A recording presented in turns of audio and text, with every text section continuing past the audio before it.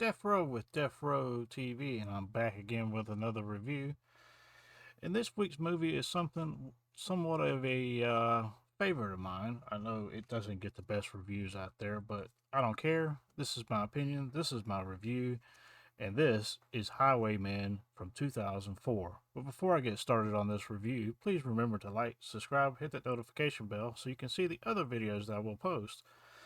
I will probably start doing everything maybe once a week, usually on a Saturday. And today's review is Highwaymen from 2004, starring the great Jim Caviezel as Cray. They call him Cray through most of the movie, so I'm just going to go with Cray.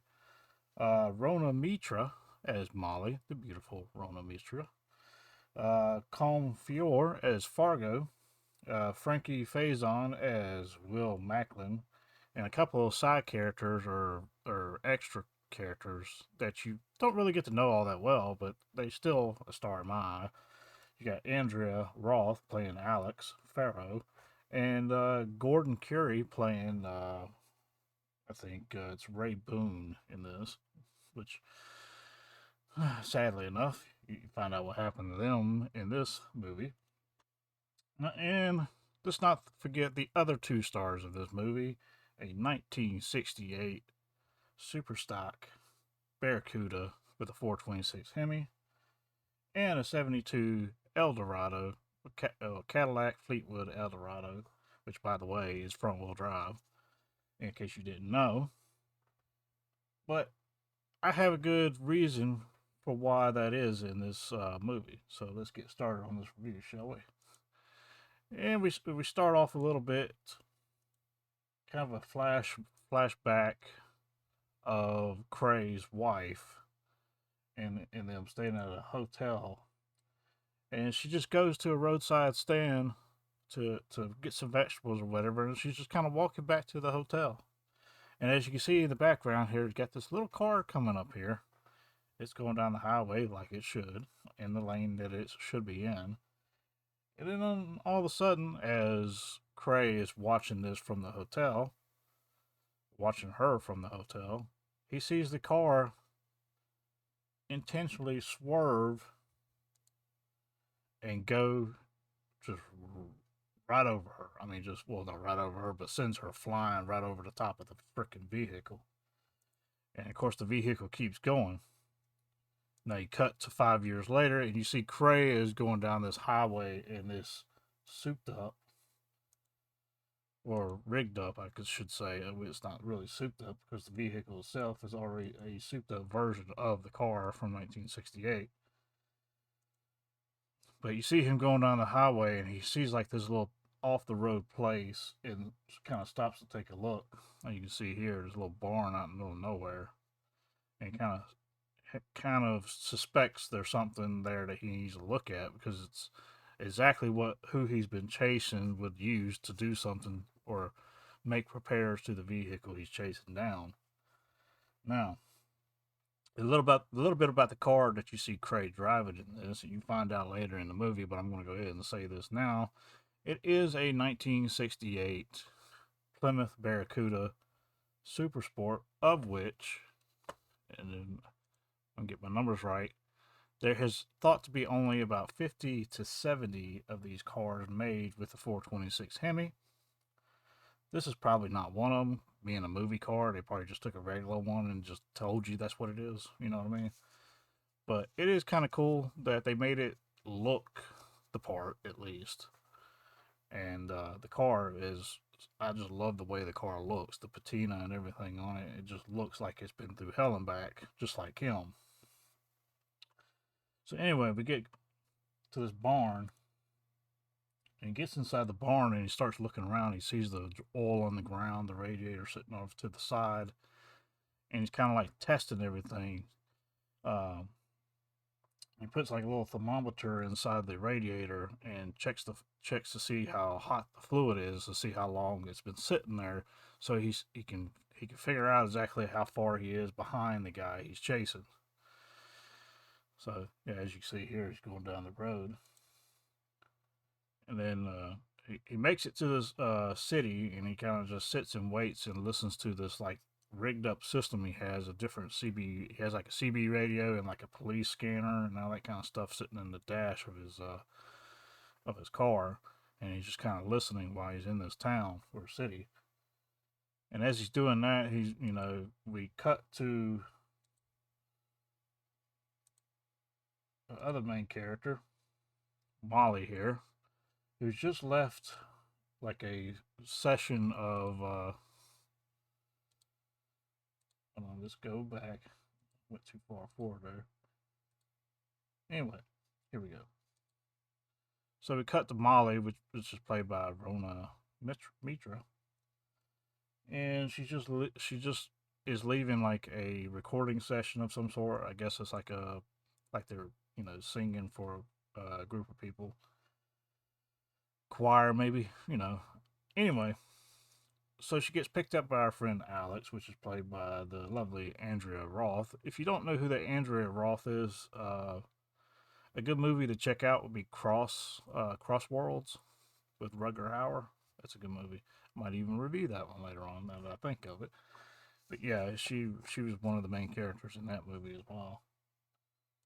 Anyway, she is driving. You don't know much about Rona Mitra's character at this point, other than the fact that she's scared to drive, and so her friend is driving her home, which is her right here, and it's a little Toyota hatchback. Anyway, and that's when you first see the dark green '72 Eldorado, and he kind of flashes his lights at him behind her, and then goes around, and they're coming up on a tunnel, and as they get to the tunnel, they see a bunch of stuff happening up ahead, and they have to stop and figure out what's going on. But as they stop to figure out what's going on, Alex decides to back up and try to since the cell phones don't work in the tunnel. Obviously, she tries to back up in the tunnel and use the emergency phone on in the inside of the tunnel to call for help or call the police or whatever. Well, so she sees a car coming and tries to wave it down, and it's the green Eldorado, and it just ends up passing her anyway. But then the green Eldorado does like a complete turnaround and runs her down pretty much. As you can see, the Eldorado's got one headlight, and I mean the Eldorado's just messy, dirty. It's got blood stains on it, dirt, oil, and it's got a belt that's just chirping away like crazy. Anyway, he gets her, pretty much kills her. Well, at first it doesn't really kill her, but he plays a little bit of cat and mouse with Molly, and Molly tries to help her friend Alex get up off the road, like drag her out of the road so he doesn't run over her after he's done hit her, and it doesn't work, and he ends up running over Alex as he opens the door to take Molly's picture like this. So yeah, crazy shit going on. I mean, this is a hard movie for me to put a genre on, to be honest with you. I mean, it's more or less a thriller, but it's got some horror elements as well. I mean, you got this guy using a vehicle going around just straight up killing folks and doing shit like this, taking pictures of his victims and taking souvenirs basically of his victims. And this would be one of them. He thinks she's gonna be next, so he takes a picture of her before he kills her. Is essentially what he's doing. And you can see he's got all kinds of crap that's attached to him. He's got a brace around his neck, and he's got shit around his fingers and stuff right there. And that's like that one hand is fake that's holding the camera up. I mean, it's just he's all just pieced together here. Then we cut to the scene where the police officers are finally arrived, and at this point, Cray has already heard it over the police scanner and was headed that way. And Cray is there, kind of like in the background, kind of looking at stuff, trying to see what's going on. And he's being quiet and trying to not get noticed. So he's trying to figure out if this is the guy he's been looking for. If this is Fargo, then he's getting closer. And since everybody's dead that they know of, he he's wondering like, well, shit, did he get away again? But then enter Will Macklin, the he's a traffic investigator. He happens to be wandering around and spots Molly up on one of the catwalks up high, hiding, and she managed to survive the onslaught of the 72 Eldorado guy, which is Fargo. And at first everybody in the tunnel was like, this was all an accident and all the blah blah blah. But Molly tells them like, no, this was caused by one man, and one man was trying to kill us. And they can't hardly believe her for the lack of a better term, uh, because they just can't see somebody causing this much chaos on purpose and then getting away with it scot free. And then you know, so you have Trey here. He realizes what she is. She's a survivor, and he knows that Fargo is going to come back for her. So at this point, Cray's keeping a very close eye on her because he thinks that, well, Fargo's going to come back and finish off the job. He has to, because she's already been talking to the police and telling them like, no, there's an ugly ass car that was trying to kill us. And the traffic investigator here, he pretty much says like, look, I'm not saying I don't believe you. I do believe you, but the problem is, who does this kind of thing? And he goes on to say that the tire marks that I saw in that tunnel, all the tire marks indicated that somebody else was trying to avoid another person, but there was only one tire mark that looks like somebody was trying to actually go after the other people. He said it doesn't make any sense to me why that would happen, but yeah, he was basically saying, I believe you, but it's hard to believe. And then that's where you see Boone here. So the Boone being the other friend that she was in the choir with, or whatever that they were singing with, that's the other friend that is basically driving Molly around since old Fargo dude killed Alex. So that ensues from there on. And she's sitting there trying to tell him, like, no, none of this was an accident. And he kind of believes her because, like I said, he explains the whole thing with the tire tracks. He could tell that somebody in that whole thing was doing it on purpose, and everybody else was trying to avoid, versus go after the person. So yeah. Anyway, we go a little bit forward here, and we're at a some type of like similar to like a Alcoholics Anonymous session here, which is this is like a group for people who lost lives or lost limbs or psychologically injured in a car accident of some sort. There's like a group for that in this movie. And this guy who's leading it, he's talking about you gotta tell your story and all this other stuff. Accidents happen. And then Cray speaks up in the back and said, what happened to me wasn't an accident. The person that did it to me did it on purpose. And he just kind of leaves it there. And he does it because Molly's in the class or in the session as well, and he gets Molly's attention with that what he's saying because Molly just experienced that exact thing. And so they're talking in the hallway, and he's like, I need to talk to you about what's going on. He's not going to stop. He's going to come back for you. He needs to finish off what he started. And of course, Molly's like, thinking this guy's crazy, and sets him up to have a meeting with Will Macklin pretty much and let Boone take her home that night. Because she essentially says, hey, I'll meet you at 11 o'clock at blah, blah, blah, at this building where they were singing at. And essentially she comes out of the building, gets in the car with Boone and takes off, and then leaves Cray just sitting there on the side of the road. And then, of course, Will Macklin pulls up next to Cray and is like, I need to talk to you.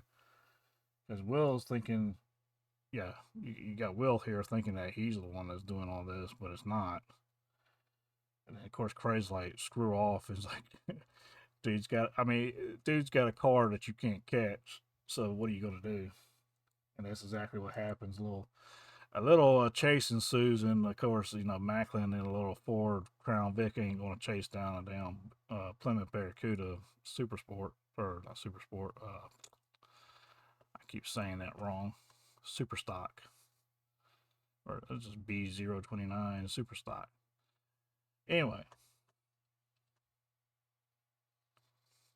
as they go on, yeah, they're driving down the road, and this dude is like in the car he's driving. Mr. Boone here is a 1987 Saab 900. Actually, a kind of cool looking car. I mean, I'll be honest with you. That's kind of what I like about this movie. It has a little aspects of movies that, I mean, little aspects of not retro, but vintage cars, vintage and antique cars. Because this movie's made in 2004, and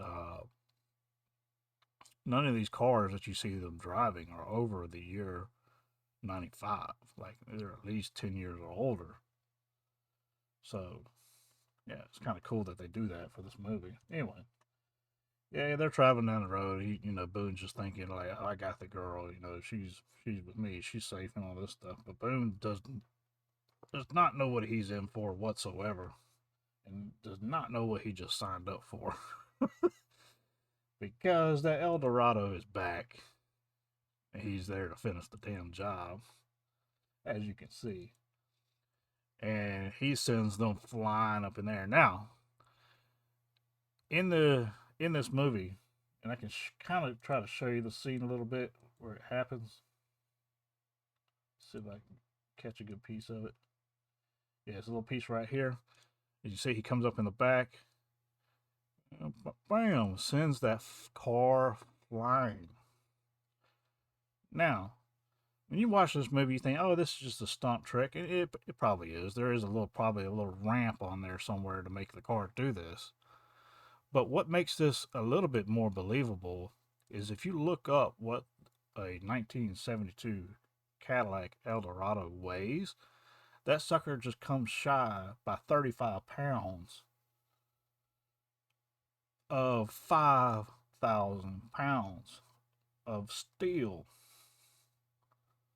That Eldorado is almost right at 5,000 pounds, and it's front wheel drive. All that weight in the front end, my friend. Good God. So I could see this being plausible, but they had to do some type of trick to make it go that high in the air, obviously. But damn,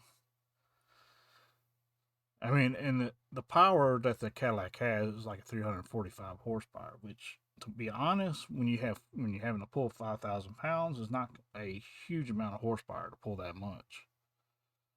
Um, so yeah, front wheel drive, a 7.7 liter ginormous V8, and you're gonna hit the light rear end of a car like a Saab and send that sucker flying like that.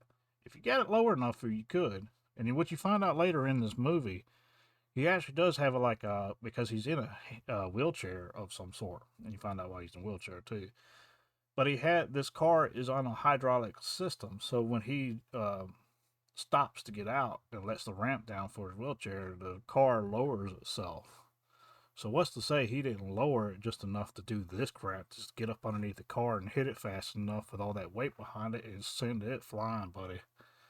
So yeah, that cool stunt in this movie altogether.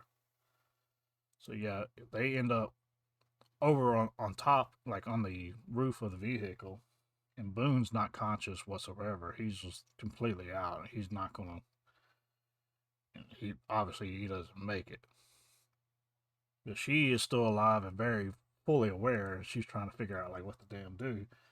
And of course, he stops the car, gets out while she's a little bit unconscious, while Boone's fully unconscious.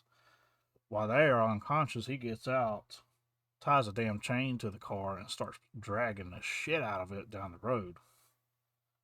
And like I said, if you don't think you can do that with a Eldorado, you got a long. Whew, damn thing is heavy. Anyway, and we skip to Craig finally catching up with him in the Saab, and he sees what's going on. So now he's trying to help out Molly here. I love this scene right here where Craig comes up and he has to slow down, but he has to slow down at such a high speed of rate that the car just kind of slides and he keeps going at the same time. It's a nice move with the car. I love this right here. Watch. Just God, that is such a cool shot. And so yeah, he's trying to get Molly out of the car, and the car door won't open enough for him to just like spring her into the car. So he goes forward a little bit and then knocks the door off his car so he can have a wide open area for her to jump into. And that's kind of what she does, jumps into the car that way. This is why I say this ain't a real. I mean, if this was really one of the rarest rides that Plymouth ever made, only 50 to 70 made, they're not going to be doing kind of these kind of stunts with it. It's super stock, you know, rip a door off just to pull a stunt. Anyway, he gets Molly. And of course, they show up. Macklin shows up and sees the Saab all burnt to pieces and it blown up and everything else. And of course, Boone is dead, and the fire and everything else that happened with the car. And Macklin kind of has an idea of where this is going. And all they got from the scene of the crime of somebody that might have done something is his freaking door. So Macklin only has his door to go on. He doesn't know anything about the 72 Eldorado. Well, he does a little bit based on Molly's description of the car, but he doesn't know that the 72 Eldorado was involved in this crash because all he has from this crash is the door from his Barracuda. And so he kind of takes the door from the Barracuda to start trying to track down who owns this car. Anyway, so they end up at a junkyard of some sort. And Cray is trying to explain to Molly, like, you got to stay with me. And pardon my, and she's like, you can't use me as bait. You just can't. I can't do this, and all this stuff. He's like, no, you're going to have to because he's never going to leave you alone. Even if you just don't want to do this, he's not going to leave you alone. So at first she's reluctant. She's trying to get away and everything else. And then she finally asks him, like, why are you doing this? So this is where I'll explain everything kind of for the movie. After his wife was hit, like you saw at the beginning of the movie, he saw the car, he saw the guy that did it. He got in his Mercedes and started chasing him. Now, what Fargo is driving in this part of the movie is a, let's see here.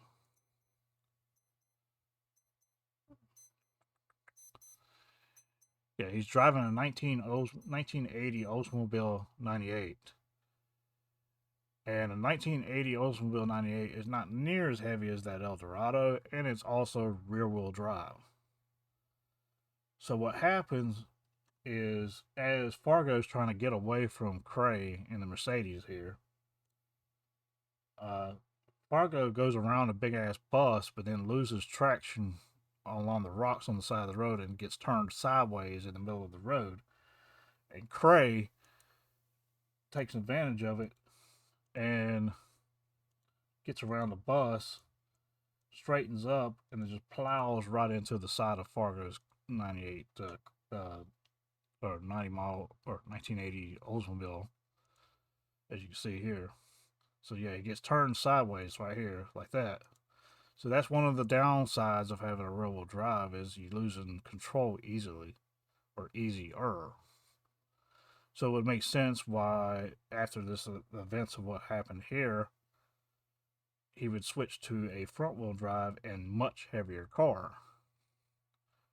But of course, not only that, after the injuries sustained from this, Cray doesn't have one leg and one arm, I believe. And so He's having to modify the steering of the Eldorado in order to work the way he wants to. And I can almost say the modifications that he has on the Eldorado are probably worth more than the Eldorado itself, which is kind of funny in a way. So yeah, Craze takes him out right here. And since this guy is an insurance adjuster, you come to find out, he's an insurance man that sells car insurance and all this kind of stuff and writes up all these reports on the different accidents and stuff like that. He somehow is able to convince that hitting his wife was an accident. He convinces the cops, he convinces the judge. And since what Cray did was intentional, and there's no way of saying that it was not intentional, because, like Cray says, what they tell you in driving is don't look, if you're wanting to hit something, don't look at it while you're hitting it. And Cray said, I never took my eye off this, you know what. So ever since Cray, what Cray did was intentional, and what the insurance salesman was not intentional. Cray got like 5 years in prison, and it took 3 years for Fargo to get over his injuries and be able to drive again. And pretty much Cray said why within 2 years of being in prison that he started receiving letters from Fargo, and Fargo started like messing with him, sending him news clippings of accidents before his wife, and then started sending him news clippings of after his wife after he started driving the Eldorado again. So as soon as he got out of prison, he got the Barracuda and started hunting him down pretty much. And that's kind of how the story goes with, and why Cray is so obsessed with getting after him. And before all this, you find out Cray was also a doctor. So you had, I mean, which is why probably why he had the big old Mercedes like that. But I mean, he was a successful doctor with a wife, and the wife gets mowed down by this insurance salesman who's been doing this for a little while and knew how to get around the system, and got Cray thrown in prison after he took revenge for taking his wife. But then he didn't kill Fargo, and Fargo came back with a vengeance. And so that's why Cray's whole thing is he tells Molly this whole story, and then that's the reason he tells Molly he's not going to stop until you're done, until you are dead, because he gets a kick out of doing this. This is all he lives for now. And then we cut back to Macklin here. Macklin's taking the door to his local, mechanic that he, I guess frequents. I don't know. Anyway, he gets the mechanic to tell him about the door and what the the door is supposedly attached to. And the mechanic goes on to tell him this is a rare car. You're not going to find many people that own this car. If you can find the list of people that own this car, it's going to be a short list. Since this was a custom built ride, and like I said, they only built 50 to 70 of the 1968 Plymouth Barracuda super stocks. In fact, if you bought a super stock from the dealership, as this guy is saying this car is, you had to buy the vehicle sold as is with no warranty of any sort. Because it's not, it basically is for supervised acceleration trials and not intended for the highway in general or a general passenger car use. So, and that's what this mechanic goes on to tell him. He's like, man, I wish I could get a hold of the car that's attached, that this door's attached to. And Macklin's like, you ain't the only one. So, yeah, they go on. Anyway, now, with that being said, him and Molly decides, not willingly that she's going to end up helping him. She's not going to, like, deny that she's in danger regardless, and probably the best way to beat this guy is to go with Cray. And then as she's changing her shirt, that's when Cray notices all the scars on her back, and he asks like, "How did that happen?" It was like a wreck, and apparently she had lost both her mother and father as a child in a horrific car wreck, which is the reason why she can't drive. She is deathly afraid of driving. Like she freezes up, can't move, that kind of deal. Anyway, and speaking of which, Cray's in the junkyard and just happens to find a door for one of the rarest cars made. But whatever. Moving the plot along, I don't care. I mean, there were other 68 Barracuda coupes out there, but the chances of him finding just the right door in just a random junkyard that he decided to go in is not very high. But whatever. He finds a door, puts it on. And of course, that night she's kind of listening to the radio, and Fargo comes over the radio and is kind of mocking him and that kind of stuff. She's kind of listening to it, and she's like, "No." She finally really, at this point, she's like, "No, we got to get him because he's fucking crazy, and he's gonna kill a lot more people." So she gets in the car with him, and as since Cray's a doctor, he kind of knows what Molly's going through with the fear of driving and all this stuff. So Craig try to gets her to overcome some of the fear. He gets her to crank up the vehicle and then put her hand on the shifter to shift the gears to kind of get a feel for what it is in a car. And she's reluctant at first, but she goes along with it. And she's like, "You know what they call this? They call this exposure therapy." And he's like, "Yeah, I know." And so yeah, they go on. So they're cruising down the road here, trying to figure out because they're supposed to meet somewhere along the highway with Fargo. And Macklin's listening in, and then he hears what's going on. As Macklin realizes they're using the CB to communicate, and he ends up getting the CB from the mechanic to put in his car so he can listen in. So he hears them talking back and forth on the CB, and he tries to chase down where it's coming from. Anyway, a whole chase ensues, and he leads Fargo back to the junkyard where he tries to box him in, but it doesn't. He ends up not working. And as you see here, Fargo's got all these mechanical gears inside the car with different things that they do, and he's able to move the car in such a way that it's not intended to move. So he's got a nice rigged setup here, and he's able to get out of this boxed in situation, and he ends up actually stealing Molly and kidnapping Molly in this situation and getting the best of Cray. And Cray's trying to crank the car up to get away. And then Macklin shows up. He's like, "Oh, you need to tell me what's going on so I can help," and all this stuff. And Cray's like, "You need to move out of my way." He's got a 2 minute head start, 3 minute head start. It's like, what the hell are you doing? I gotta get her. And then, of course, Macklin, not wanting to let this go, ends up firing a shotgun shot into his damn radiator. And so now they gotta find a radiator. And then, yeah, right here, after he punches Macklin for shooting his radiator, that's when Fargo comes over the radio, the CB radio, and says, "Look, she's still alive.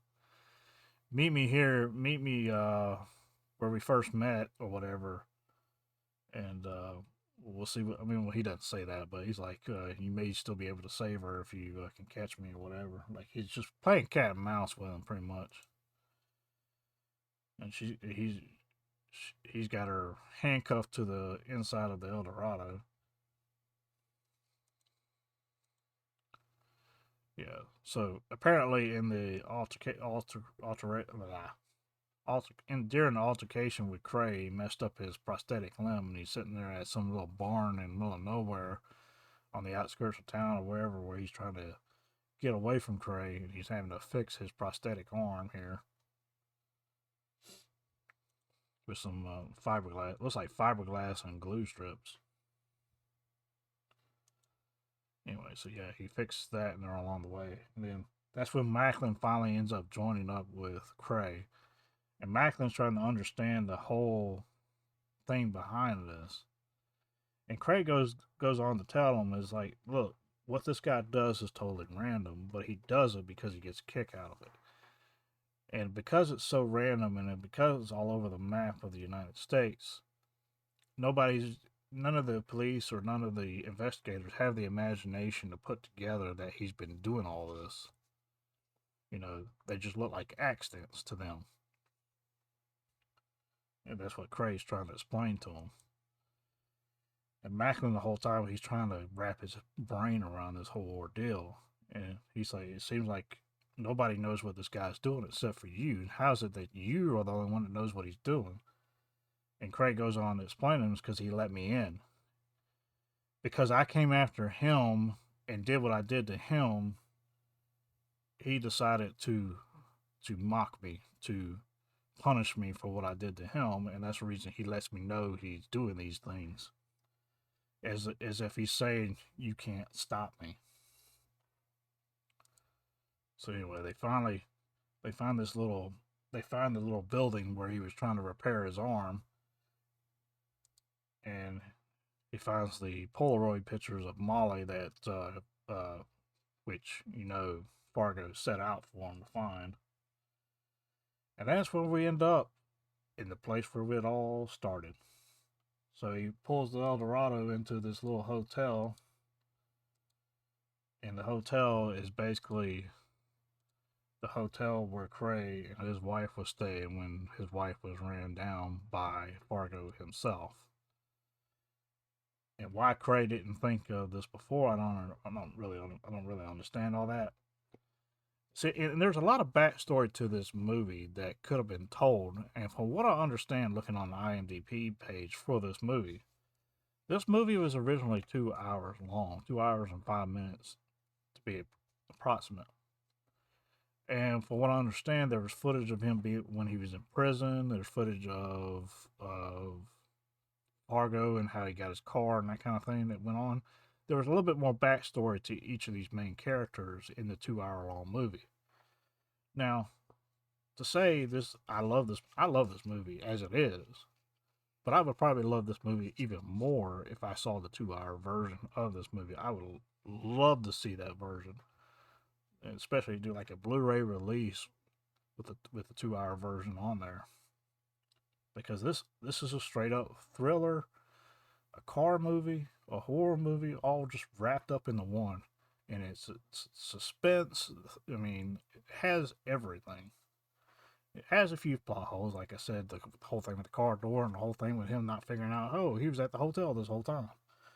Because apparently, in the way Fargo explains it to Molly's character is, after he was, almost killed by Cray and put back together, he used the insurance money from that accident, intentional, to buy the hotel. And then, if you look close enough at the hotel, he even has the car that Cray smashed him up in, sitting at the hotel. It's kind of crazy. So Cray decides to leave the car with Macklin sitting on the side of the road before he walks up to the hotel. Kind of like because Cray tells Macklin, it's like, look, he knows I'm coming, but he doesn't know you're coming. He doesn't even know that you are on the map. You stay here with the car. Something goes down, ain't right. You come in. And that's what he's telling Macklin. Is like, I don't know what he's got planned. I'm just going in there blind. I'm pretty sure he's going to set me up in this whole trap. But the trap doesn't include you. So at least have an ace up my sleeve if you're out here with my car ready to go. And that's kind of what he's. So he makes his way up to the hotel room. As you look right behind him, right here, that's the car. That's the Delta, the Oldsmobile Delta 80 or 98.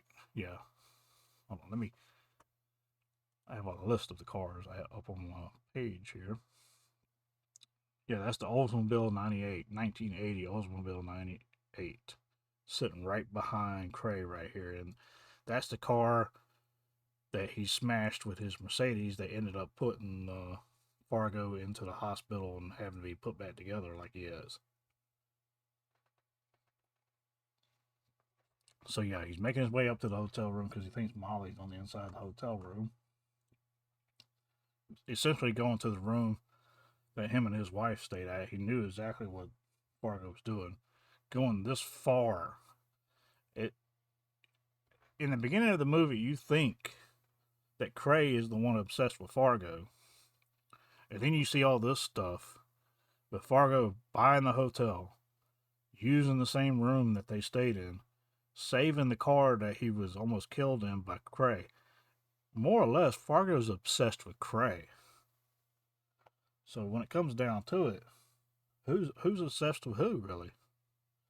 Cray's only there because he wants to stop him, whereas Fargo is doing all this as if he's built this ginormous shrine to his work, something to be remembered. You know what I mean?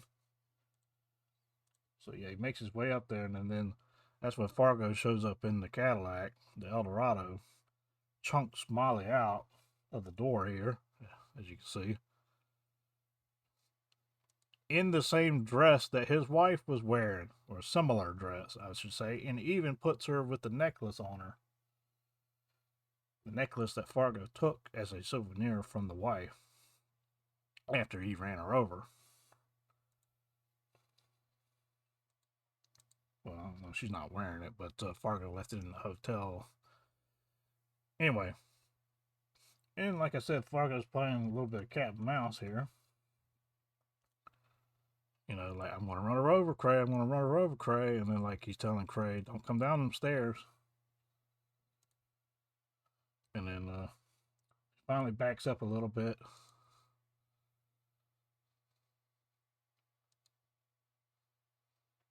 And that's when Macklin finally comes in. Macklin kind of saves the day here.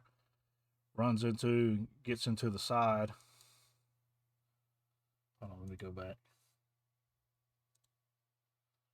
Yeah, right here. Because he's fixing the rammer with the car.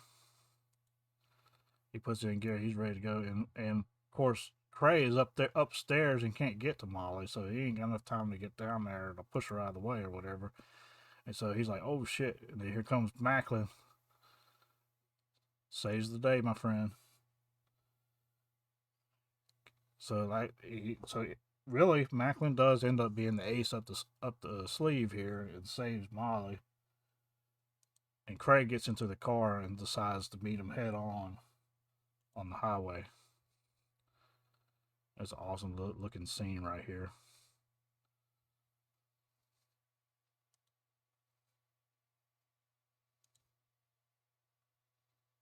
See if I can catch it.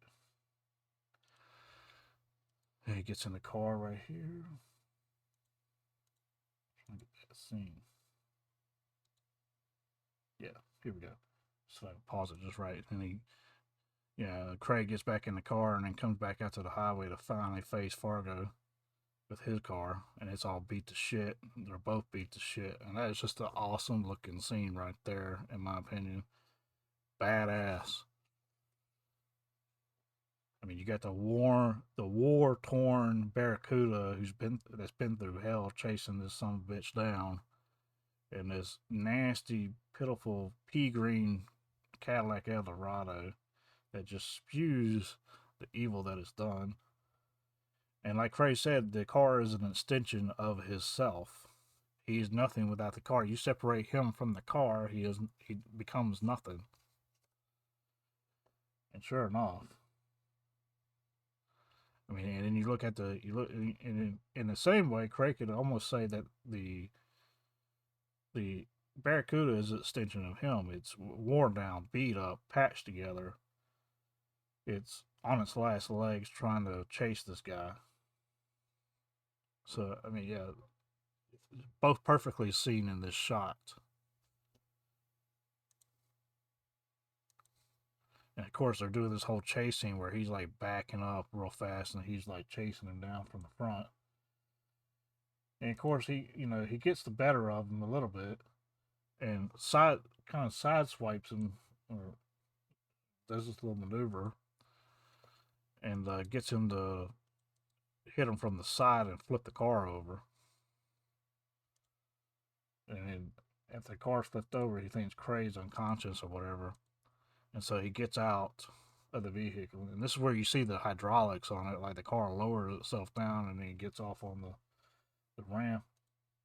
So I get a good shot of it. You see how heavily modified this car is. See, here it is right here.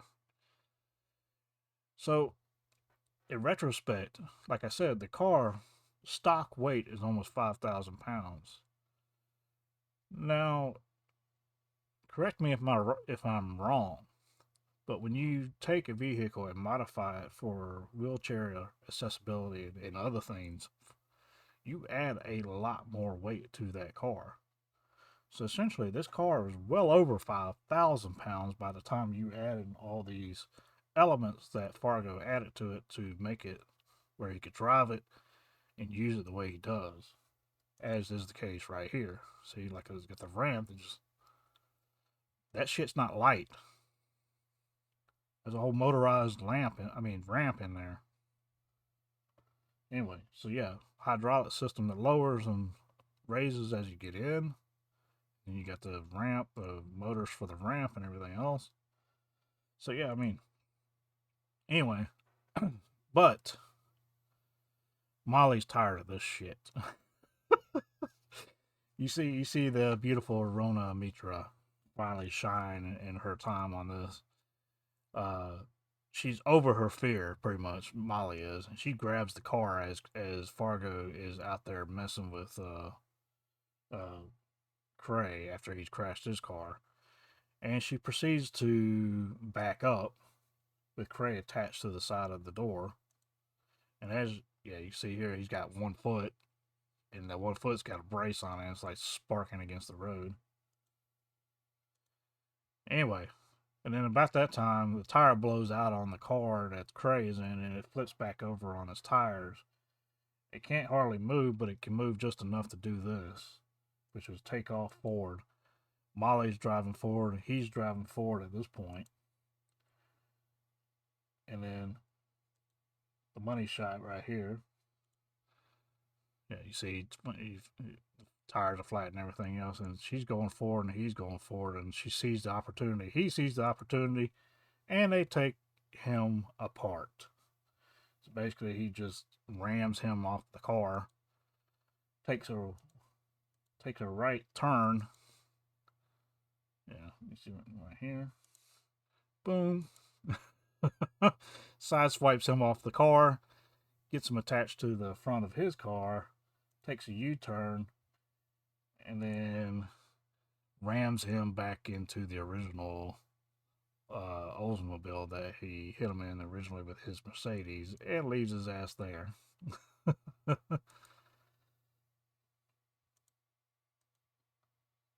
So supposedly he's dead, but you find out not really. You think he'd be dead after that.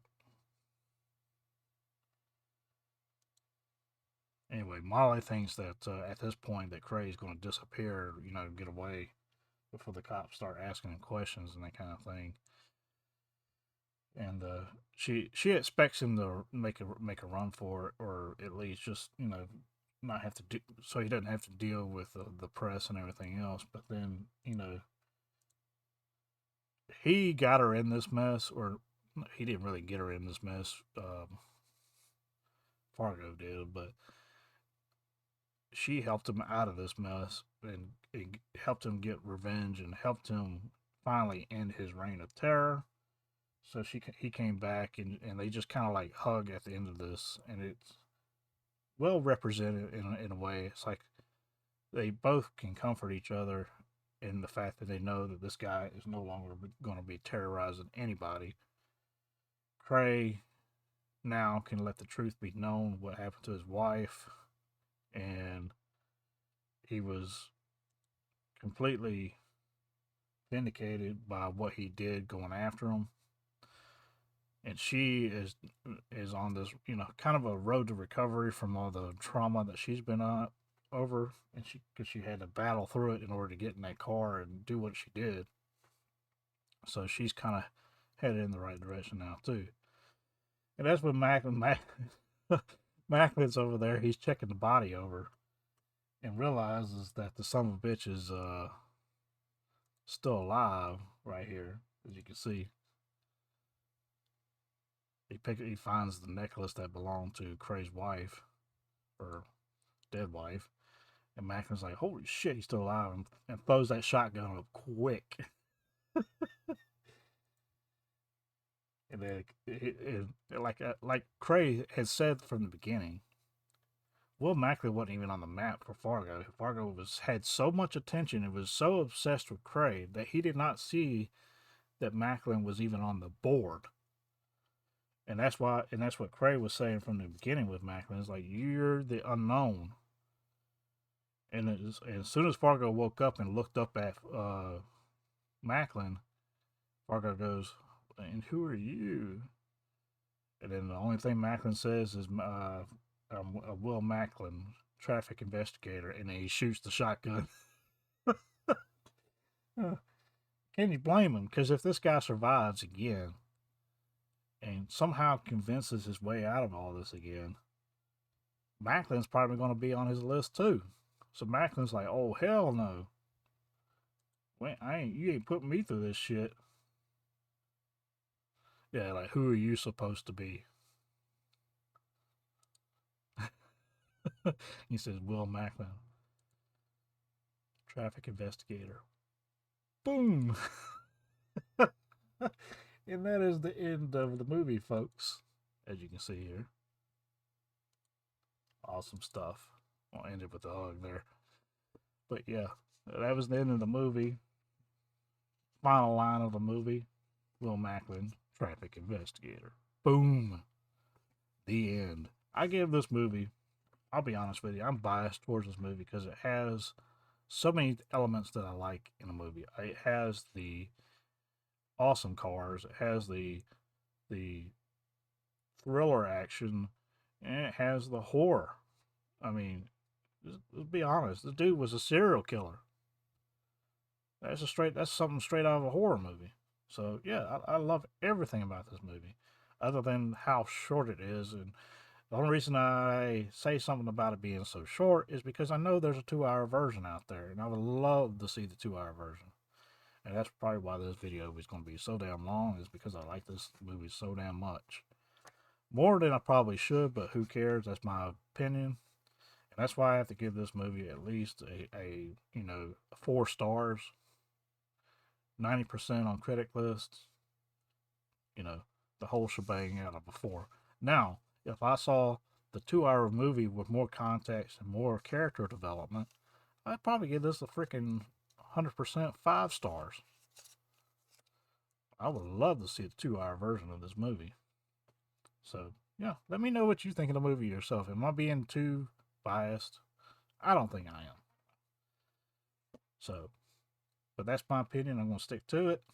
And that is me, Deafrowe, out.